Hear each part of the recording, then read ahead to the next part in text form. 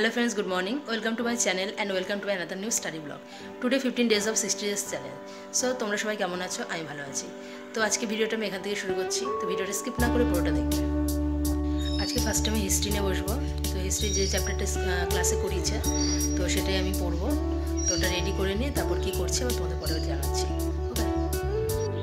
ইউটিউবের সমস্ত চ্যানেলে কলকাতা পুলিশের এক্সাম ডেট ডিক্লেয়ার হয়ে গেছে।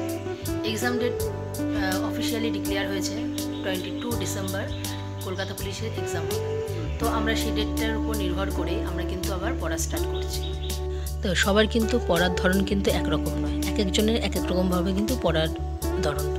তো আমি ফার্স্টে হিস্ট্রি আমি নিয়ে বসলাম। তো যেহেতু এক্সাম ডেট ডিক্লেয়ার করে দিয়েছে 22 ডিসেম্বর, তো আমাকে সেভাবে পড়া আবার রিস্টার্ট করতে হবে। তো আমার হিস্ট্রি পুরো নোট রেডি করা আছে, তোমাদের আমি আগেও জানিয়েছি যে আমার প্রিভিয়াস ইয়ারে কিন্তু হিস্ট্রির টোটাল ডাব্লিউপির বা ওয়েস্ট বেঙ্গল পুলিশের যত এক্সাম রয়েছে যা যা কোশ্চেন আসে পুরো হিস্ট্রি কিন্তু আমার রেডি করা আছে।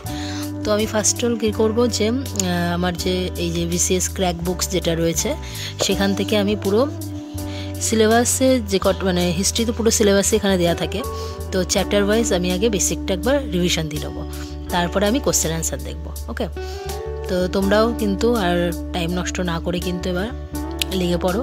যারা যারা কলকাতা পুলিশের জন্য প্রিপারেশন নিচ্ছ তারা টাইম নষ্ট করো না।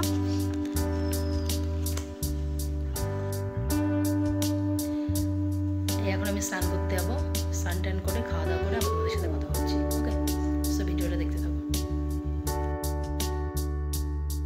এই যে আমার মিনুটা এখানে বসেছিল, তো মিনুটার সাথে একটু বদমাইশি করছিলাম।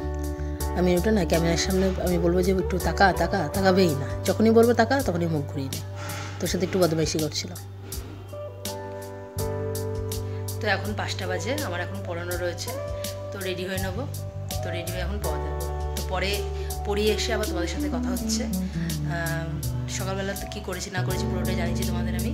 তো এসে রাতে কী করছি সেটা তোমাদের সাথে জানাচ্ছি। আর আজকে আমার একটাই পড়ানো আছে, তাড়াতাড়ি হয়ে যাবে। তো তোমাদের সাথে এসে আমি আবার কথা বলছি। সো দেখতে থাকো। তো তোমাদের সাথে একটা কথা শেয়ার করি। তো তোমরা কোনো সাবজেক্ট যখন পড়বে, সেটা যে সাবজেক্ট হোক না কেন, হিস্ট্রি, জিওগ্রাফি, ইকোনমিক্স, পলিটিক্যাল, যে কোনো সাবজেক্ট হোক না কেন, তো তোমরা কিন্তু বেসিকটা কিন্তু আগে কমপ্লিট করবে। কারণ বেসিক কমপ্লিট না করলে কিন্তু তোমরা কোনো কোশ্চেনের অ্যান্সার কিন্তু সেভাবে মনে রাখতে পারবে না। তো আমাদের সেন্টারে কিন্তু এভাবে পড়ানো হয়, পুরো বেসিকটাকে কমপ্লিট করায় তারপর কিন্তু কোশ্চেন অ্যান্সারে যায়।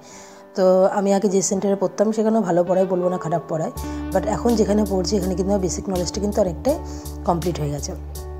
তো এখন সেভাবে আর সমস্যা হয় না। তো কোশ্চেন অ্যান্সার যাই ধরুক না কেন, হয়তো এক্স্যাক্টলি মনে না থাকলেও বাট আমি কিন্তু এটা বলতে পারি যে এই চ্যাপ্টার থেকে কোশ্চেনটা করা হয়েছে। আর তোমাদের আমি আগেই বলেছি আমাদের পলিটিক্যাল সায়েন্সের যে নোটটা দিয়েছে ওখানে কিন্তু পুরো ডাব্লিউবিসিএসের যে দুদিন আগে যে এক্সামটা হলো মেনের, তো ওখান থেকে কিন্তু পুরো 50% কিন্তু কমন এসছে। তো আমাদের কিন্তু এইভাবেই পড়ানো হয়। ওকে।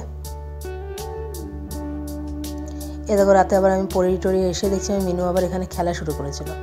তো এমনও খেলা করে না, ওই মানে একটা কাঠি নিয়ে যে তোর সাথে শুরু করা হয়, বাবা ও যা করে পুরো মানে সেটাই করছিল।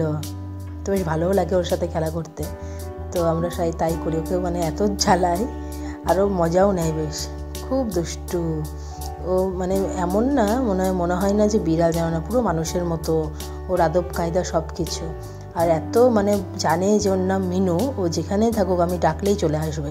আর একটা মজার কথা হলো না, বাইরের কোনো খাবার খায় না, না কোনো পোকামাকড় বা কোনো কিচ্ছু খায় না। একবার কী হয়েছিল, 8 দিন মতো ছিল না, তো আমরা ভেবেছিলাম যে মনে হয় কিছু হয়েই গেল। দিয়ে তারপরে এসে বাবা কেমন করছিল, পুরো শুকিয়ে গেছিলো, পুরো হালকা, একটা খাবার খায়নি। ওকে দেখেই বোঝা যাচ্ছিলো যদি বাইরের খাবার খেতে তাহলে তো শরীরটা সুস্থ থাকতো না, মোটা হয়ে থাকতো বা স্ট্রং থাকতো, কিন্তু একদম মানে শরীরে কিচ্ছু ছিল না।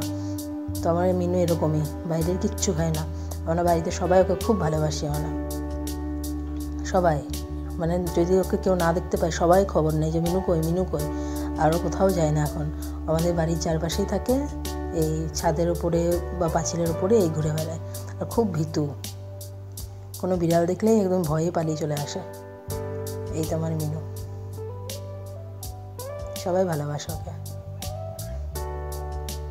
খেলা করছিল, তো আমি ও খেলছিল, আমি একটু ভিডিও করে নিয়েছিলাম। তো ভিডিওটা ভালো লাগলে অবশ্যই সাবস্ক্রাইব করে দিও। টাটা।